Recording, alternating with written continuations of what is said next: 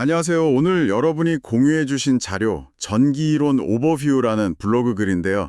이걸 보면서 전기이론의 세계로 한번 들어가 볼까 합니다. 네, 안녕하세요. 이게 보니까 전기기능사 시험 문제랑 해설 뭐 이런 형식인데 저희는 그냥 답만 맞히는 게 아니라 그 안에 숨은 원리들 이게 왜 중요하고 실제로 어떤 의미인지 좀 깊게 파헤쳐 보려고요. 네, 아주 좋습니다. 문제 속에 개념들이 다 녹아 있으니까요. 그렇죠. 복잡한 회로도 따라가듯이 한번 가보는 거죠. 자, 그럼 바로 첫 번째 문제부터 시작해 볼까요? 네? 이게 11번 문제인데요. 자석 가까이에 어떤 물체를 뒀더니 그림에서는 자석이랑 반대 방향으로 자화가 됐대요. 이런 성질을 가진 자성체가 뭐냐는 질문인데 보기에는 상자성체, 반자성체, 강자성체 이런 용어들이 있네요. 네. 이게 물줄마다 자기장에 반응하는 게 다 다르다는 게 핵심이죠. 자료에도 설명이 있겠지만 상자성체는 자기장 쪽으로 약하게 끌려요. 아주 살짝요. 아, 네네. 그리고 강자성체는 뭐 아시다시피 아주 강하게 확 끌리죠. 철 같은 거요. 네, 자석에 딱 붙는 것들이요. 맞아요. 근데 이 문제처럼 자기장이랑 반대 방향으로 오히려 약하게 밀어내는 성질을 가진 애들이 있어요. 그게 바로 반자성체입니다. 오, 밀어낸다고요? 신기하네요. 네. 구리나 금, 물도 약간 그렇고요. 그래서 이 그림처럼 반대로 자화되는 건 2번 반자성체가 맞습니다. 이게 다 원자 수준에서 전자의 움직임 때문에 나타나는 현상들이에요. 아, 그러니까 외부 자기장을 방해하려는 그런 움직임이 반자성이군요. 알겠습니다. 자, 그럼 다음 12번 문제로 가볼게요. 이건 정류회로 문제네요. 교류를 직류로 바꾸는 단상전파 정류회로. 입력교류 전압이 100V면 출력되는 직류 전압은 대략 얼마일까요? 이게 전압이 왜 바뀌는 거죠? 정류라는 게 원래 교류의 그 출렁이는 파형을 한쪽 방향으로만 흐르게 바꿔주는 거잖아요.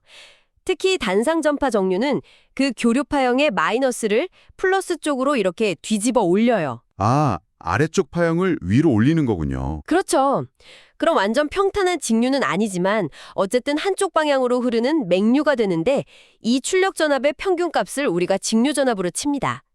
근데 이 평균값이 입력 교류 전압의 실효값, 그러니까 우리가 보통 100V, 220V 하는 그 값 있죠? 네네. 그거랑 관계가 있어요. 자료에 나온 공식 보면 단상전파 정류에서는 그 직류 평균 전압이 입력 교류 실효값의 약 0.9배 정도가 됩니다. 대략적으로요. 아, 0.9배요.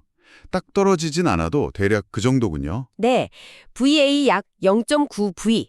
그래서 입력이 100V니까 0.9 못하면 90V네요. 생각보다 간단한데요? 네, 맞습니다. 그래서 정답은 3번 90이죠. 우리가 쓰는 많은 전자제기들이 내부적으로 이런 변환 과정을 거치니까 이 0.9배 관계는 알아두면 유용합니다. 그렇겠네요.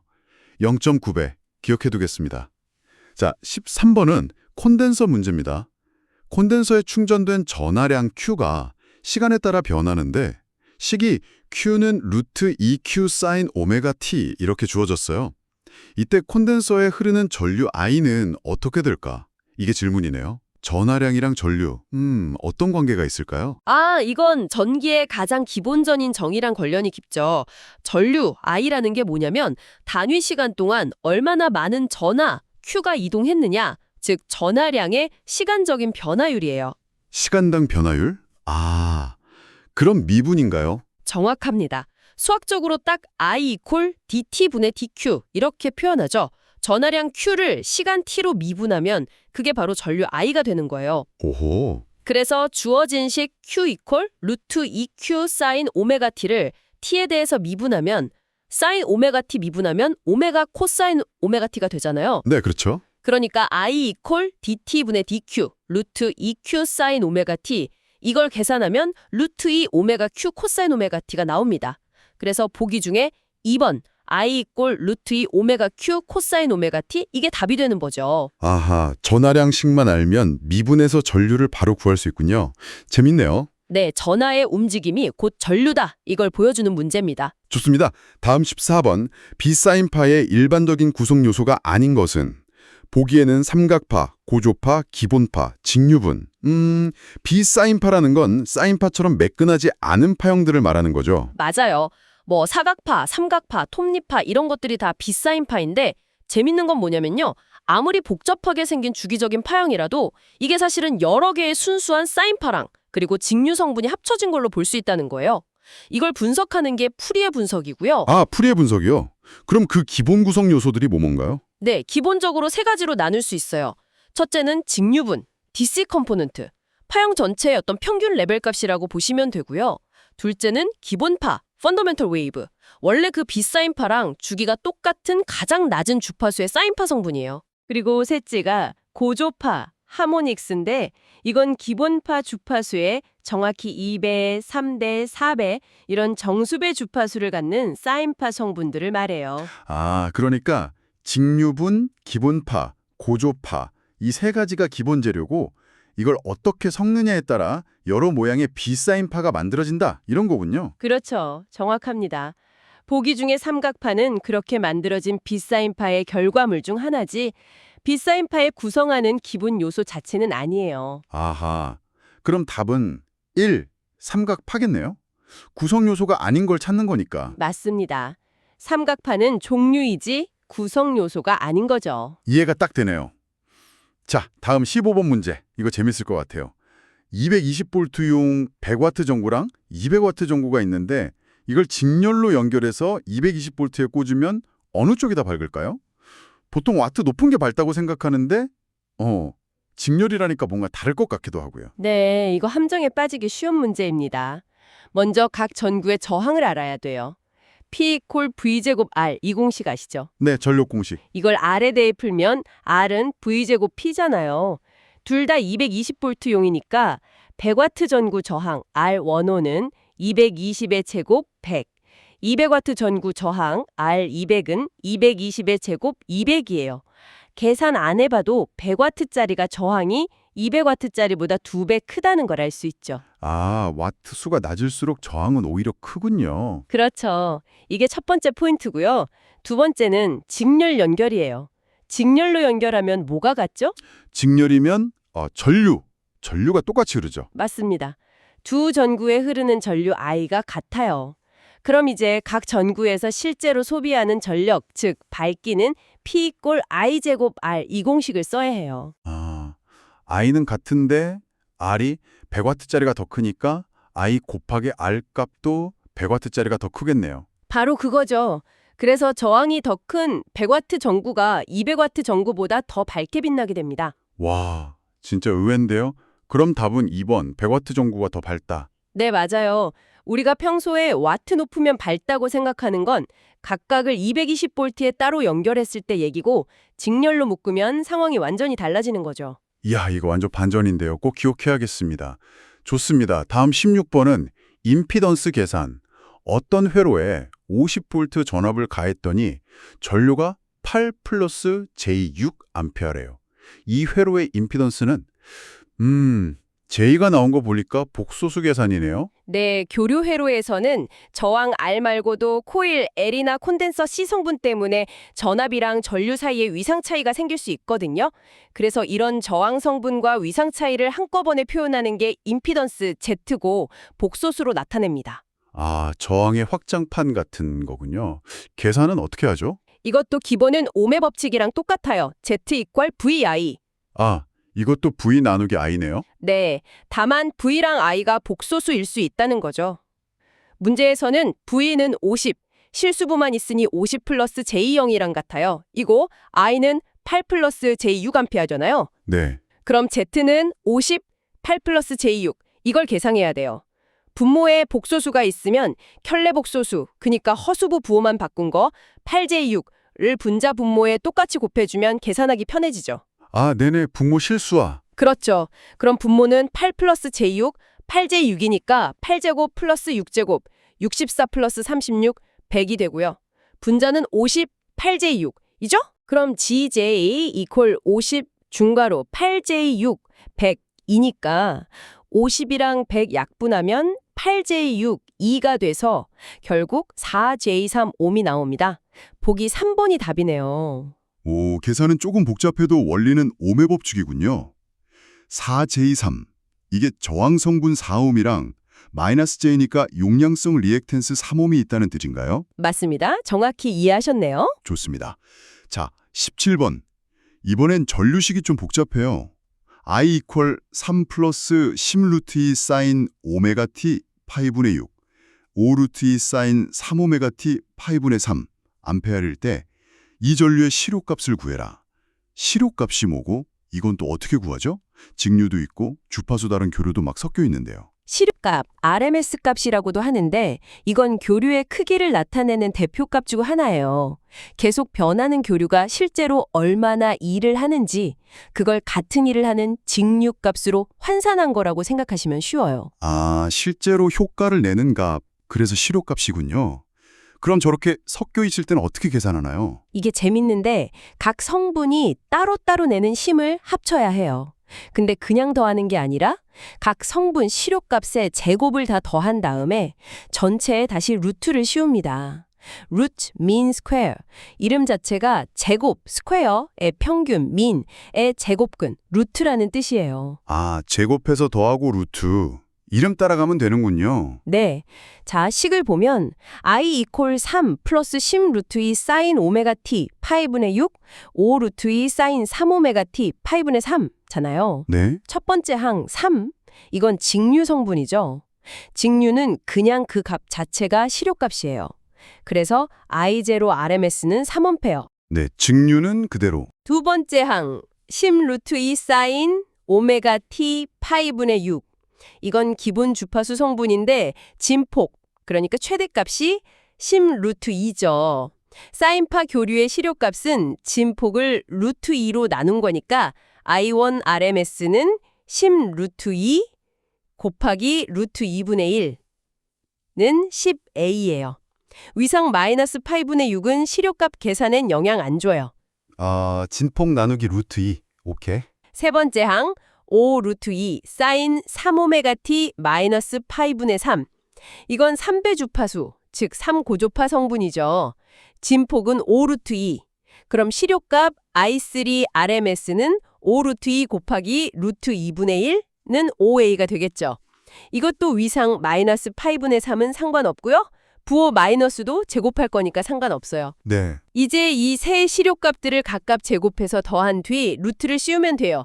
전체 시료값 IRMS는 루트 I0 제곱 플러스 I1 제곱 플러스 I3 제곱 이퀄 루트 3의 제곱 플러스 10의 제곱 플러스 5의 제곱 이퀄 루트 9 플러스 100 플러스 25 이퀄 루트 134A. 루트 134. 계산기로 눌러보면 대략 얼마죠? 이게 약 11.575 정도 나오니까 보기 중에서 가장 가까운 건 11.6A가 되겠네요. 아, 이렇게 구하는 거군요. 각 성분 시료값 제곱의 합의 루트. 알겠습니다. 자, 18번. 코일 문제네요. 자체 인덕턴스가 각각 160mH, 250mH인 두 코일 L1, L2가 있고 상호 인덕턴스 M이 150mH래요. 결합계수 카파는 얼마인가? 결합계수라는 게 뭐죠? 두 코일이 얼마나 잘 엮여 있는지 그런 건가요? 네, 맞아요. 아주 정확한 표현입니다. 결합계수 카파는 두 코일이 자기적으로 얼마나 밀접하게 연결되어 있나? 이걸 0에서 1 사이의 값으로 나타낸 거예요. 카파가 0이면 서로 전혀 영향을 안 주는 거고 카파가 1이면 한쪽 코일의 자기장이 다른 쪽 코일로 100% 다 전달되는 완벽한 상태죠. 실제로는 1보다 작고요. 변압기 같은 데서 중요하겠네요. 계산은 어떻게 하죠? 공식이 있어요. K는 M 루트 L1, L2입니다. 상호 인덕턴스 M을 두 자체 인덕턴스 L1, L2 곱한 거에 제곱근으로 나눠주면 돼요. 아, 네. 그럼 값을 넣어보면 K는 150, 루트 160, 250이죠. 루트 안이 얼마냐면 160 곱하기 250 하면 딱 4만이거든요. 아, 4만! 루트 4만이면 200이네요. 그렇죠. 그럼 K는 150, 200이니까 4분의 3, 즉 0.75가 됩니다. 답은 3번 0.75네요. 0.75면 꽤 잘 결합되어 있는 편이라고 봐야 하나요? 네, 비교력 높은 편이죠. 알겠습니다. 다음 19번. 자기저항에 대한 질문입니다. 자기회로에도 저항이 있군요. 이게 자기회로 길이에 어떻게 비례하고 자로의 단면적과 투자율 곱해는 어떻게 비례하는지 전기저항이랑 좀 비슷한가요? 네, 아주 유사해요. 전기저항 R이 전류 흐름을 방해하잖아요. 자기저항 RM은 자기 선속, 그러니까 자기력산 다발이 흐르는 걸 방해하는 정도를 나타내요. 기자력 F가 전압 같은 역할이고 자기선속 파이가 전류 같은 역할이라고 볼 수 있죠. 오, 그렇군요. 그럼 전기저항 공식 RM equal rho LA 이거랑 비교해 볼 수 있겠네요. 길이에 비례하고 단면적에 반비례하고. 맞아요. 자기저항 RM도 똑같아요. 자기 회로의 길이가 길수록 자기저항은 커져요. 길이에 비례. 그리고 자속이 지나가는 길, 즉 자로의 단면적이 넓을수록 자기저항은 작아지고요. 단면적에 반비례. 그럼 투자율은요? 투자율은 자기장이 잘 통하는 정도 아닌가요? 그렇죠. 투자율 뮤가 클수록 자속이 잘 통하니까 자기저항은 작아지겠죠. 투자율의 반비례. 전기저항 공식에서 비저항 로의 역수인 전도율 시그마랑 비슷한 역할이에요. 아하. 그럼 공식을 정리하면 RM은 L 곱하기 뮤 A분의 1 이렇게 되겠네요. 길이의 비례, 단면적과 투자율 곱에는 반비례. 정확합니다. 그래서 답은 1번 기역 비례, 니은 반비례가 되는 거죠. 전기 저항 공식이랑 형태가 거의 똑같아서 같이 기억하면 편해요. 와, 진짜 비슷하네요. 비교하니까 확 와닿습니다. 자, 드디어 마지막 20번인데요. 근데 자료에 문제가 없네요. 그냥 번호 20번 답 1.52 그리고 쿨롱의 법칙 관련 문제라고만 되어 있어요. 아쉽네요. 그래도 쿨롱의 법칙이 뭔지는 설명해 주실 수 있죠? 네, 그럼요. 문제는 없지만 쿨롱 법칙 자체는 아주 중요하니까요. 쿨롱 법칙은 기본적으로 두 개의 점전화, 그러니까 아주 작은 전기를 띤 입자 사이에 작용하는 힘, 정전기력에 대한 법칙이에요. 아, 전압끼리 밀거나 땡기는 힘이요? 맞아요. 같은 종류 전압끼리는 밀어내고 척력, 다른 종류 전압끼리는 끌어당기는데 인력, 그 힘의 크기가 두 전하량의 곱에 비례하고 두 사이 거리의 제곱에는 반비례한다는 거예요. F는 K, Q1, Q2, R제곱 이런 식으로 쓰죠. K는 상수고요. 거리 제곱의 반비례. 멀어지면 힘이 확 약해지는군요. 아마 문제에서는 뭐 전하량이랑 거리 주고 힘 구하라거나 뭐 그런 계산 문제였겠네요. 답이 1.52인 걸 보면. 네, 그럴 가능성이 아주 높죠. 뭐 구체적인 계산은 못 해보지만 쿨롱 법칙 자체는 전자계학의 가장 기본이 되는 내용 중 하나입니다. 네, 알겠습니다. 와, 오늘 정말 많은 걸 다뤘네요. 자성체 종류부터 정류회로, 콘덴서랑 전류 관계, 비사인파 분석, 전구 직렬 연결의 반전, 임피던스 계산, 시료값, 코일 결합, 자기 저항까지. 정말 전기 이론의 핵심들을 쭉 훑어본 느낌입니다. 네, 그쵸. 이 문제 하나하나가 다 중요한 개념들이고 또 가만 보면 서로 다 연결되어 있어요. 예를 들어 저항이나 임피던스 개념은 뭐 회로 해석의 기본이기도 하고 전력 계산할 때도 계속 나왔잖아요. 맞아요. 전고 밝기 문제에서도 결국 저항이 중요했고요. 그렇죠. 또 전하의 움직임이 전류라는 거, 또 복잡한 파형도 결국 기본 요소들로 분석할 수 있다는 거, 이런 것들이 다 전기를 이해하는 데 필요한 기초 체력이 되는 거죠. 그리고 전기 현상이랑 자기 현상이 서로 때려야 뗄 수 없는 관계라는 것도 여러 문제에서 나왔고요. 네, 확실히 그냥 문제 하나씩 푸는 것보다 이렇게 쭉 연결해서 보니까 더 입체적으로 이해가 되는 것 같습니다. 오늘 다른 내용들이 전기 이론 공부하는 데 정말 큰 도움이 될 것 같아요. 네, 그랬으면 좋겠습니다. 오늘 이야기 나눈 이런 공식들이나 원리들이 앞으로 더 복잡한 내용을 공부하실 때 튼튼한 기반이 될 거라고 생각합니다. 오늘 저희와 함께 이렇게 깊이 있는 이야기 나눠주셔서 정말 감사합니다. 이 시간들이 여러분의 지식 탐구에 조금이나마 도움이 되었기를 바랍니다. 네, 저도 즐거웠습니다. 마지막으로 그냥 가기 좀 아쉬우니까 퀴즈 하나 낼까요? 아까 15번 문제에서 100와트 전구랑 200와트 전구를 직렬로 연결하면 저항큼 100와트가 더 밝았잖아요. 네, 아주 인상적이었죠. 그럼 만약에 이 두 전구를 220V 전원의 병렬로 연결하면 어떻게 될까요? 어느 쪽이 더 밝을까요? 그리고 이유는 뭘까요? 직렬일 때는 전류가 같았는데 병렬일 때는 뭐가 같은지를 생각해 보시면 아마 재미있는 답을 찾으실 수 있을 겁니다. 오, 병렬 연결. 이것도 한번 생각해 볼 문제네요. 알겠습니다. 더 궁금한 점이 있다면 여러분도 계속 탐구해 보시길 바라면서 오늘 이야기는 여기서 마치겠습니다. 네, 감사합니다.